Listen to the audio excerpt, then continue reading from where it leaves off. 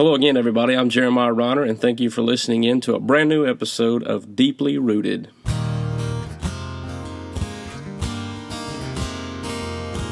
Deeply rooted in God's Word. Deeply rooted in God's Word. Hey, everybody. Welcome to another episode of Deeply Rooted. Thank you for joining us wherever you're at, however you may be listening. We appreciate you tuning in today. Just a couple of quick announcements as way of introduction. Don't forget to follow us and make sure you hit the subscribe button on our YouTube channel. And if you would, go ahead and go on over and do the exact same thing on our Facebook page. You can follow us there at Deeply Rooted. And if you're into the podcast scene, you can check us out on Apple Podcasts. You'll find all of our archived episodes on there, so you can go back and check those out. Be sure to share those with other people. If you want to reach out to us, you can through way of email.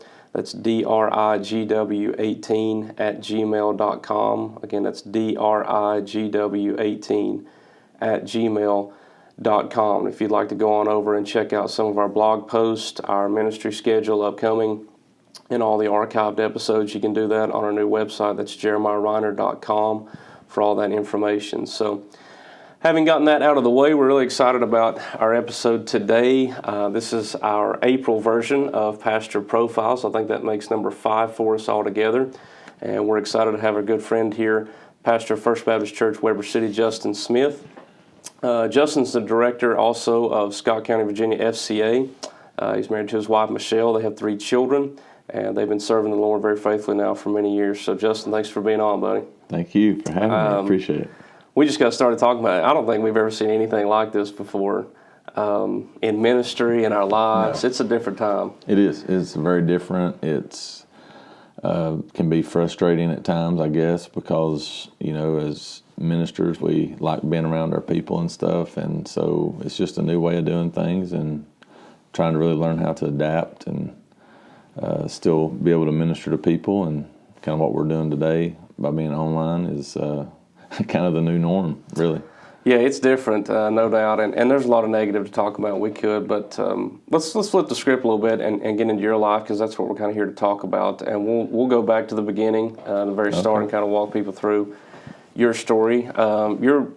You're and I, similar boat. We're lifers. We've been in church right, yes. literally since birth. Talk to us a little bit about what it was like growing up in your house and what, I guess, ministry and church looked like as a kid.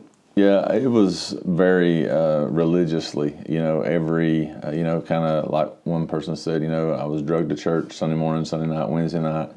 I went to choir practice because my dad was a choir leader and my mom played the piano, so that was our life. We were at church all the time, which I'm very thankful for that. A lot of people probably resent some of those things, but I actually really enjoyed going to church. I enjoyed being there. I enjoyed getting in the youth group and stuff like that, so it was good. My dad and mom were very flexible and understanding also. But, church came first, and that's what we did. And so that's kind of a big part of, I think, why I'm doing what I'm doing today. How did you view Christianity as a young boy? I know you talked about, and I had the same experience, like we enjoyed church. There were just good people. I enjoyed the times there. I enjoyed the memories. I still do. But how did you view Christianity in general? Well, I just, like I said, it was just, I thought everybody should be a Christian, and everybody should go to church. I thought it was just an awesome thing to do. It's what all I ever really knew, my dad got saved when he was 14 years old at a horse show, and my mom got saved one night later on after they were married, and then that was just everything I ever knew. So I always had a good view of Christianity. We went to church with a lot of great people from Oakland Baptist Church. That's where I grew up, down in Yuma. And we were always doing things together. We were always, after church on Sunday nights, we were always in people's homes, fellowshipping. And we had a good group of children too, and young people my age that went to church together. So that was really, I think that's what made it even better, because you had young families and you had children and people that you grew up with that you could do things with, and went to church together. I mean, I remember I couldn't wait to get into the youth group, because our youth pastor, he was just so great at, doing activities with the teenagers and doing things like that just to keep us involved. And so he had a big part of my life too. But yeah, I loved it. I mean, I loved going to church. We had fun going to church. Usually we'd go out and play afterward and stuff. So, and I grew up and I guess you did too, but after church, especially on Sunday night, people just didn't race off and get home. Right. We our parents stayed and talked, and we went outside and played for hour or hour and a half after church. So our life really centered around the church, and which is kind of different from what we see today. Were you converted at a young age?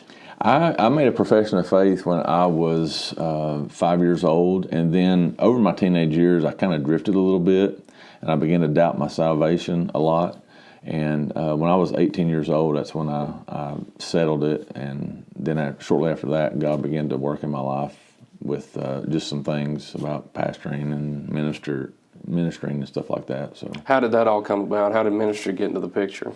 Well, after I kind of rededicated my life to the Lord, I guess when I was 18 years old, and just nailed it down that I was saved, I was really, I had no desire to be in ministry at all. But I remember I was sitting on a Wednesday night in a church service. I was sitting up front at the old Glen Church down in Yuma, and our pastor, Pastor Danny Sykes, is still pastor there. He read a passage of scripture, and I mean, it was like, that was the only verse that even spoke to me that night.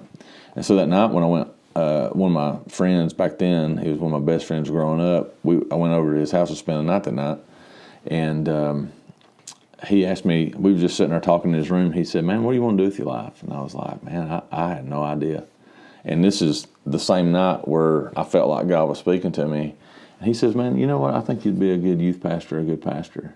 And I was like, "Oh, man, you're crazy. I don't want to do nothing like that." My heart was to go into school and to do, be a teacher and be a coach. And but God just kind of continued working on me. And it took me about a year for me I was wanting to be really sure, that God had called me. And I was scared to death. I mean, I didn't like speaking in front of people. Still get nervous when I do it, But, God has helped me over the years and still working on me now. But that's how it kind of transpired. And I'm assuming it's probably positive, but how did your family and friends react when you, I guess, kind of opened up about where you're at and what you felt like God was calling you to do? Well, my parents were always big supporters in anything I wanted to do. When I first graduated high school, I got a job. I was working at Eastman, just one of the contractors there, I think with A&L Construction. And then that spring semester, I guess, I went to Clinch Valley, University of Virginia it was. And while I was there the whole time, I was taking, the courses for being a teacher, being a coach. And God just kind of really continued to work in my life, and I just couldn't get away from what God was trying to do in my life. And but all the people in my life were very supportive, and many of them, when I announced my call to preach about a year later, they all said, "Well, we already knew that." So they already had kind of seen that in my life, I guess, that the Lord was working in my life. So it was all positive.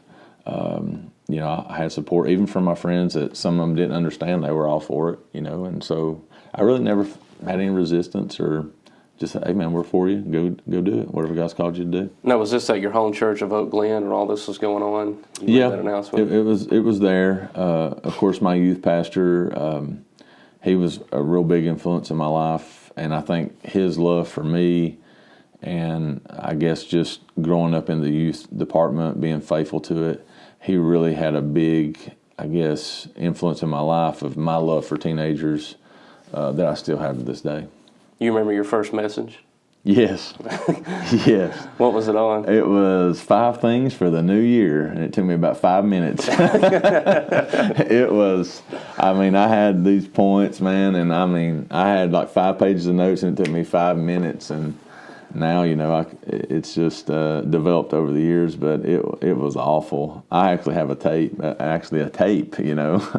of when I preached it somewhere hidden in the vault, but it was okay, I guess. I think that's funny because every time I've asked that same question to everybody, and we've been doing the pastor profiles, they immediately start laughing because they know just how far they've come over the years. And, it's like anything else. You got to start somewhere. So you mentioned your youth pastor having a big influence. Was there anybody else that was really instrumental in bringing you along when you were younger? Yeah, Pastor Danny was influential. Of course, my parents were always very supportive. But my youth pastor, Tom Jesse, he was bivocational. I don't even think he got paid to be a youth pastor, but honestly, I would probably say he was up there as the top youth pastors in America, just how he related to us and how he, ministered to us, took us on trips and things like that. And when about the trips is just, some of the best times of youth for us was just sitting around his house and just doing a Bible study and just talking. And he really was involved in our lives. He let us know that he loved us, and still to this day, actually, his birthday was Sunday, and we was texting back and forth, and just, he's always encouraging, always supportive, and so that means a lot. Now, right after you got started in ministry, did you immediately kind of pursue religious or ministerial education, or is that something you went into later? Well, when the Lord was dealing with me, like I said, I went to Clinch Valley first, and really I went there, I think I was kind of running, away from the Lord. Not that I was trying to get away, I had a desire to teach and coach, and because I loved sports and I loved being in school and education, and it was just kind of something that I loved, I wanted to be a part of. Because I really love sports. And but when I came back during that summer, the Lord kind of began to deal with me, and as my youth pastor said, well, have you ever thought about going to Crown College? And we used to play them where I went to high school. I went to Gate City through my 9th grade year, and then 10th grade through 12th grade, my parents transferred me to Cedar View Christian School. And so we played Temple Baptist Academy out of Powell or Knoxville, and they had started a Bible college. And so he encouraged me that he thinks I should go. And so the Lord kind of worked that out, and I began to go there to school if I was going to go into ministry. And I actually went there to play some basketball, which, they didn't give scholarships or anything, but it was more like a tryout, basically, like high school. But and that's kind of really the reason I kind of went there, because I wanted to play basketball after high school. But then there's where the Lord kind of began to deal with me. And in October of that semester is when I announced my call to preach. That's when the Lord just worked on me. And so I finished out my bachelor's and master's degree there, and then started ministry. Now, we mentioned in your introduction there in the bio that you're involved in FCA. Talk to everybody a little bit about what that actually stands for, and then the focus of that ministry, what they're trying to accomplish. FCA is Fellowship of Christian Athletes. It was a ministry that started basically out of a conversation that a sports agent had with a coach, and the thought was that if athletes can sponsor other products that they sell, how about them sponsoring Christ and the Word of God and the gospel? And so that meeting was going to be a 5-minute meeting. It turned into a 5-hour meeting, and then in 1954, they had their first FCA camp and had multitudes of people that attend out in Estes Park, Colorado. And so from that, it's grown to over the last 60 years to probably one of the biggest sports ministries. Sure. And basically what it does, it takes sports and it takes God and it puts them together. And it's about reaching the coaches. It's about ministering to the students. And it's not just athletes and it's not just coaches. It's to the whole entire school. That's my desire, is to minister to all teachers, all students. Of course, our focus kind of is sports, and I do have the opportunity to travel with the football team and the basketball team, and get to speak to a lot of teams through the week, just sharing their Bible devotion and stuff like that. But it's just a great ministry, and it gives the students an opportunity to kind of share their faith too in the public school setting. How did you get involved with them?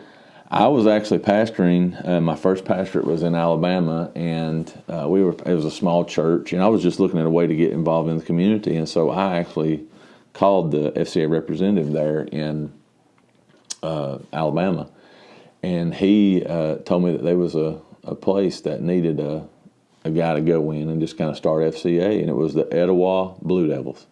Same color as Gate City, same, I mean, it was almost the same thing. And the coach there actually coached at Powell Valley High School, wow. or played back years ago, back in the 60s. And he was a gruff guy, I mean, rough. And I remember going in and meeting with him. He was sitting in there eating lunch with his wife. And the first time I talked to him, I said, well, I'm here. I'd just like to maybe start FCA. And he just kind of brushed it off. And I was getting ready to leave. And he said, well, where are you from? And I said, Gate City. And he goes, the Gate City Blue Devils? And so that relationship, that 5-minute, him rejecting me, turned into about a 45-minute to an hour conversation of me eventually being part of the team, traveling with that team, being the chaplain. And that's kind of where I started back in 2008. And I've just always had a love for it. And it just really, it kind of lets me be around the things I love and still, be able to share the gospel and hopefully be a good character coach for the kids and things like that, and always trying to encourage them and things like that. Explain your role, like currently right now in Scott County Schools. You're, I guess, technically still the director of FCA in this area. Yes, it has. With my new role as pastor, it's kind of, it's a little bit hard to be at every school, and so really, as a director of FCA, I try to find individuals that can be at the area schools. I stay at Gate City because that's where my kids go. I'm here all the time anyway. And so I kind of try my best to kind of support those guys that are out there at Twin Springs, Rye Cove.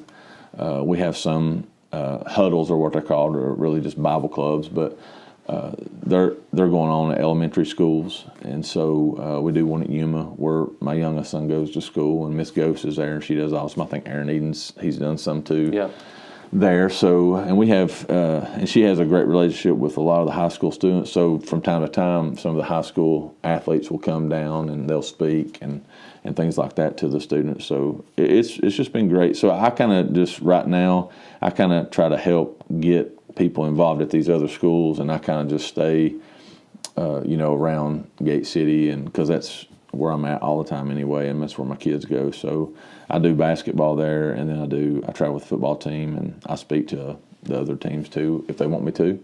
And we really would like to get more people involved in doing that, because I can't do it all for sure. Right. Yeah, it's a great ministry. I've had a chance to be a part of it in multiple schools that I've taught at, and obviously, with you guys here at Gate City. So turnout has actually been tremendous, and I'm saying that in experience to other schools that I've been at, not docking at all. I know some great people involved in FCA. But I think, at the high school we're at right now at Gate City, they do a really good job of coming out and supporting that ministry. And you being able to travel with the teams, I think, is a really big role there, a chance to talk to them and pour into their lives. Let's shift gears for just a second and talk about your home life now for a moment. How did you and Michelle meet? Well, actually, when I went to Bible college there, they had that academy, and Michelle was a junior, and I was a freshman in college. And so the rule was that you couldn't talk to high school, you couldn't talk to the high school students. So actually, my youth pastor, Tom, was coaching the girls team at Cedar View. And he asked me if I could to go and sneak into a practice and just kind of scout, because they were playing against them. They had this big rivalry. And so she was actually the point guard. And so I was scouting a little bit more than, plays and stuff like that. But we kind of talked a little bit. I actually coached her brother in the Little League game there that they had. And so we kind of met each other that way, and then it just kind of evolved. And, then she, of course, was a senior, and we kind of started dating her senior year. Really didn't date her junior year, but we kind of talked and knew each other. And so we started dating her senior year, and then she went to college for 2 years after that, and then we got married after that. So we were And what year did y'all get married? 2000. Okay. So almost 20 years. In September, it'll be 20 years. Now, you guys have 3 kids now, all of them Yes. school age. You got one in high school and on down the line. How do you balance, and I ask this question to a lot of guys, how do you balance ministry and marriage and parenting? Well, it's difficult. I mean, really, if you think about all your different roles that you have, And, but what I really try to do is I try to focus on my family first, because without my family, I wouldn't have a ministry. And so, I try to keep, I guess, kind of priorities in line. God's first, family second, then church. And so, and our church is great. They know if my kids got games and stuff like that. I mean, unless it's an emergency, right. Or something really bad has happened and I need to be there. But it's I've learned too over the years that love is spent time, spending time with my kids. So I try not to miss their games. I try to make it to every game. Now, it can be difficult to do that when you've got 3 playing sports, sure. and so Michelle will have to go to one kid's games and I'll have to go. But I try to, and it's just a balance of trying to go to those games. My daughter is older, so I try to go to more of her games than I do if my other kids are playing games. And of course, my parents are a great help too, trying to get the kids to different places. And to me, pastoring gives me flexibility to be able to do that too. But I mean, it is a challenge, but I really try to keep my nights and weekends for my family, and just spend time with them. Because Brooklyn's a senior next year, and she's gone. So right. It's unbelievable how fast time flies. And every season brings, I always think, new lessons. I think the Lord is good in using what we're in at the time. Yeah. What do you think being a husband and a dad has taught you about your relationship with Jesus? Well, I think that it's taught me that, God deals with his children in different ways, because all 3 of my kids are totally different. And it's crazy that they come from me and Michelle, but they're all totally different. Brooklyn's different, Bryson's different, and Braden's different. And how to love them and treat them on the same level, even though they're different. And so, me and Brooklyn are a lot alike, so we kind of butt heads a lot sometimes. Bryson's more like Michelle.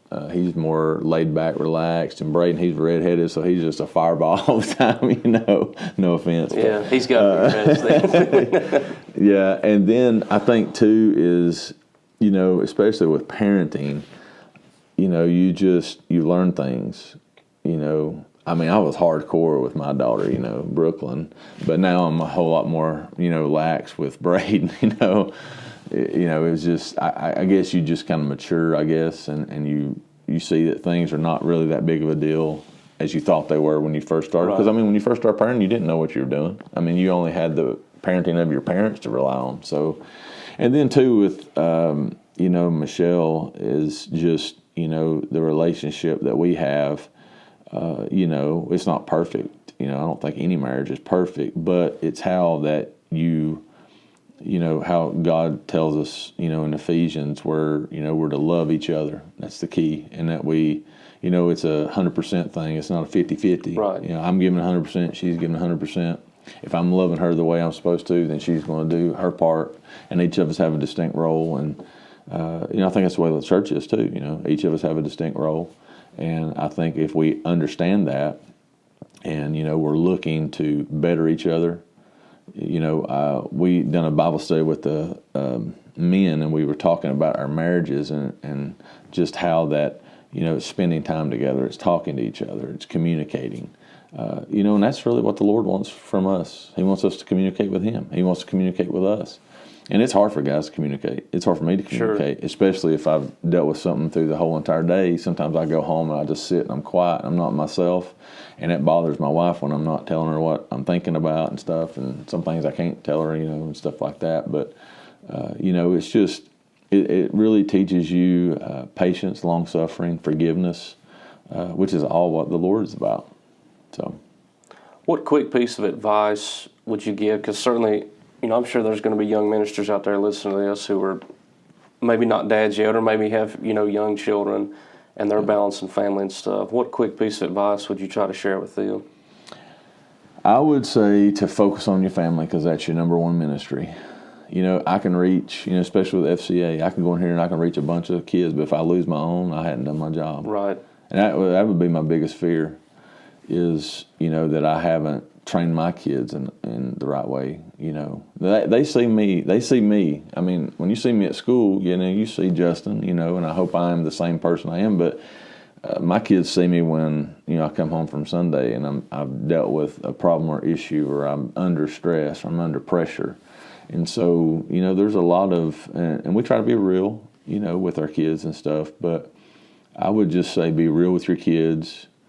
You know, don't put so many restrictions on them. I'm not saying don't have any boundaries, but don't be so hardcore that, you know, because you live in a glass house, you know.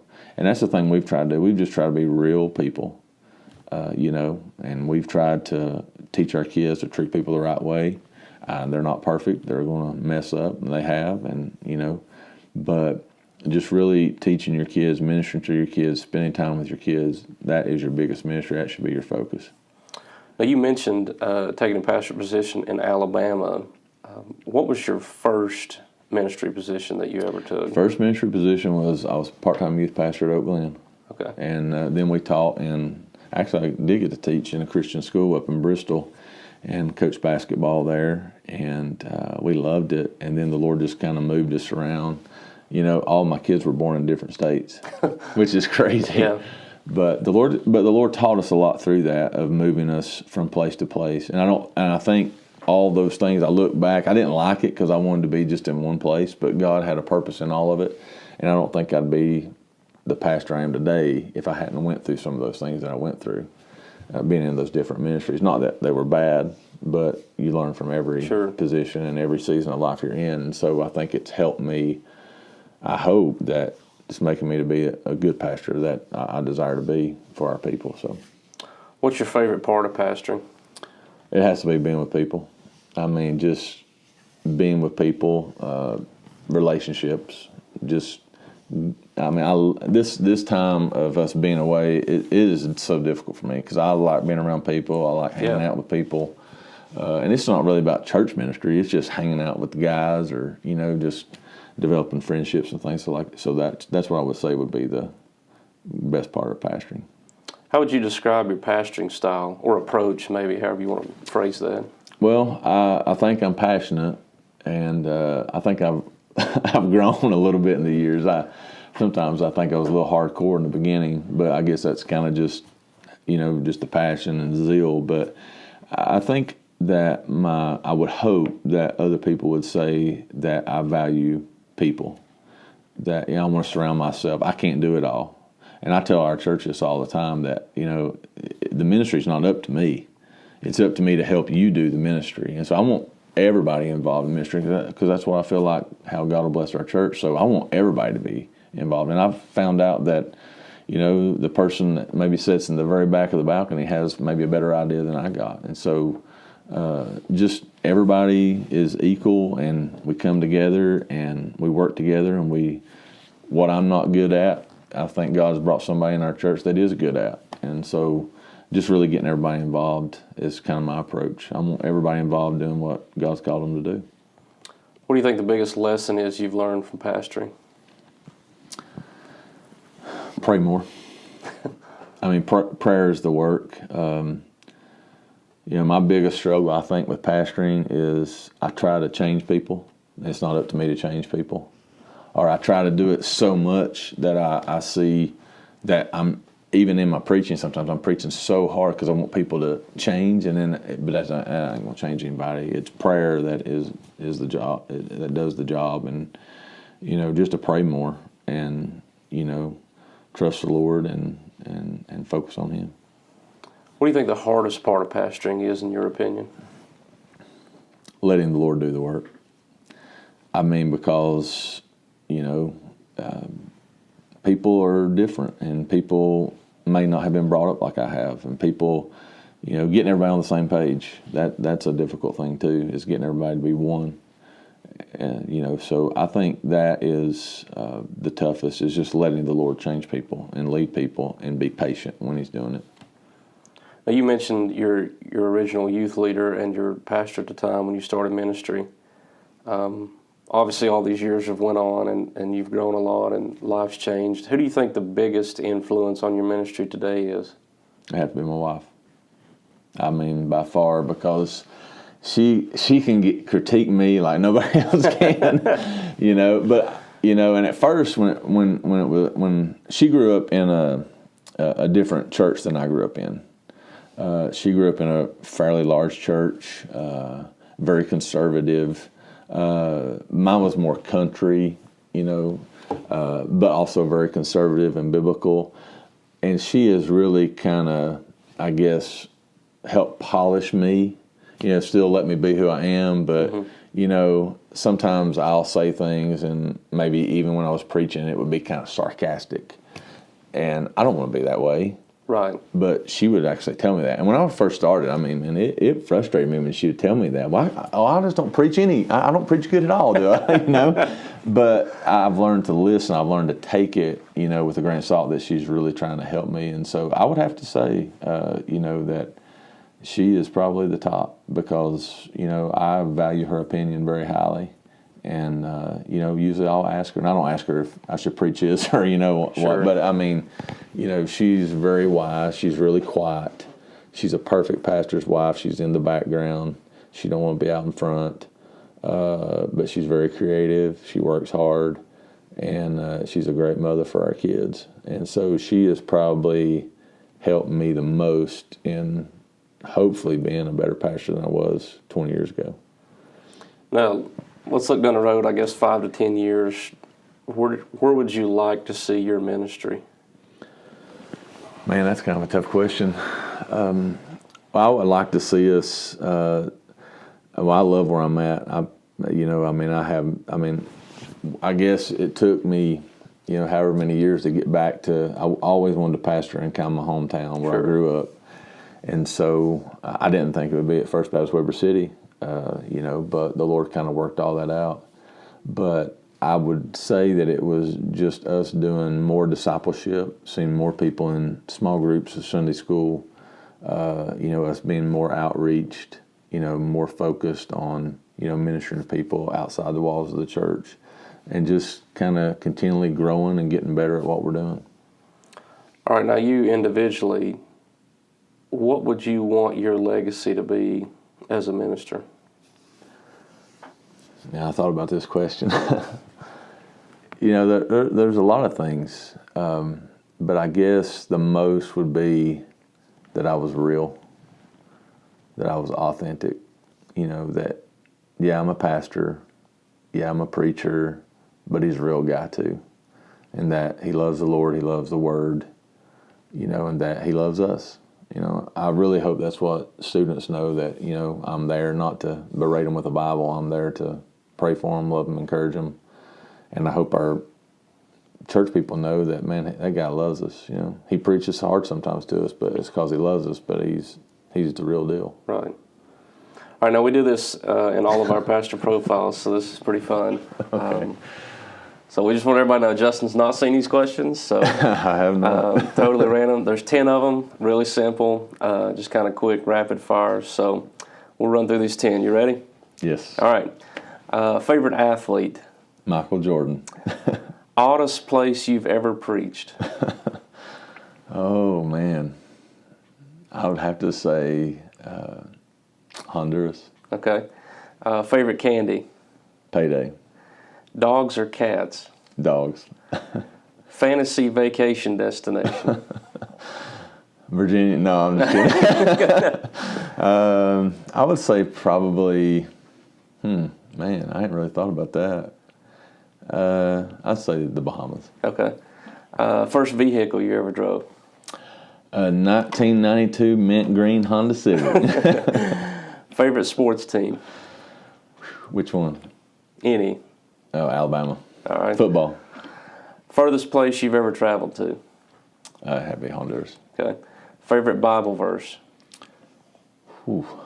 Oh, man. I don't know about that one. I guess Joshua 1:9. Okay. And last one here. What's the last book you read? Letters to the Church by Francis Chan. All right. Got it. Well, man, we appreciate you being on. We're going to come right back with a couple of closing announcements, so hang tight with us.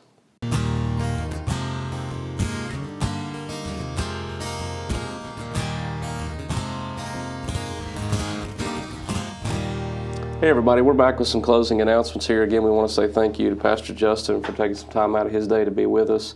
Really good interview today, but we want to close out with some information about his church that he's pastoring at. Again, that's First Baptist Church, Weber City.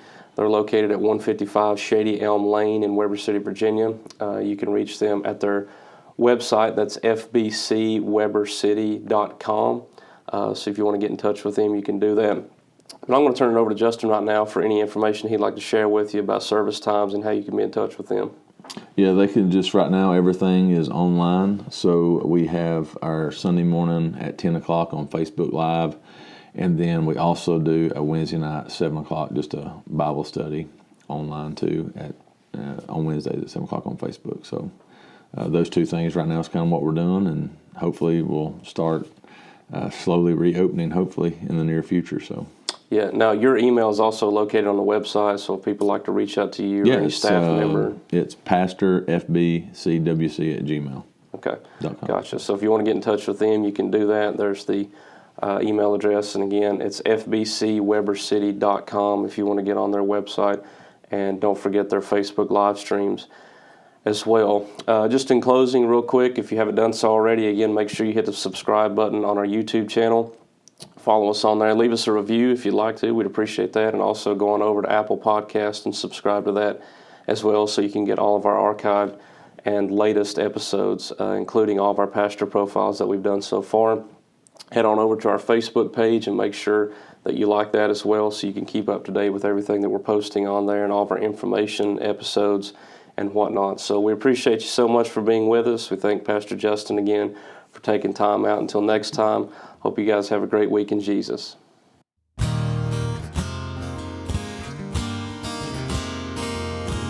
Deeply